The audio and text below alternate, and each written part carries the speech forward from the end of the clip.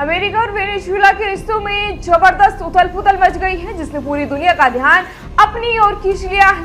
नमस्कार, मैं रेणुका चौधरी और आप देख रहे हैं द इंडिया मूव्स। अमेरिका और वेनेजुएला के बीच लगातार तनाव बढ़ता नजर आ रहा है। बताया जा रहा है कि अमेरिका ने वेनेजुएला की राजधानी कराकस पर धावा बोल दिया है और राष्ट्रपति मादुरो और उनकी पत्नी को बंदी भी बना लिया, जिसके बाद हालात और भी बिगड़ते नजर आ रहे हैं। बताया जा रहा है कि वेनेजुएला में हवाई हमलों के बाद वैश्विक तनाव तेजी से बढ़ा है और अमेरिका के खिलाफ दुनिया की दो महान शक्तियां खुलकर सामने भी आ गई है।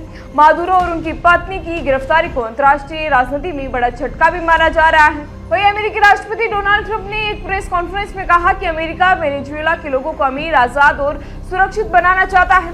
वहीं उनके आरोपों के अनुसार मादुरो एक बड़े आपराधिक नेटवर्क से जुड़ा है, जो अवैध और खतरनाक ड्रग तस्करी के जिम्मेदार भी है। और ट्रंप के हवाले से ये भी कहा गया है कि मादुरो और उनकी पत्नी को अमेरिकी न्याय का सामना करना होगा और उन पर अमेरिकी जमीन पर मुकदमा भी चलाया जाएगा। सुनिए video. With the United States of America, a country that everybody wants to be involved with because of what we were able to do and accomplish, will make the people of Venezuela rich, independent, and safe. And it will also make the many, many people from Venezuela that are living in the United States extremely happy. They suffered. So much was taken from them. They're not going to suffer anymore. The illegitimate dictator Maduro was the kingpin of a vast criminal network responsible for trafficking colossal amounts of deadly and illicit drugs into the United States.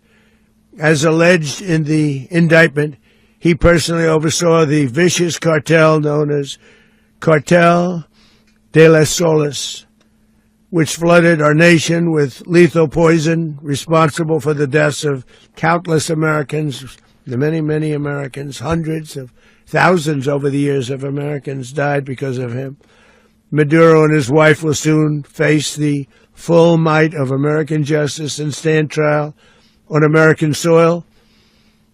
Right now they're on a ship. They'll be heading to ultimately New York, and then a decision will be made, I assume, between New York and Miami or Florida.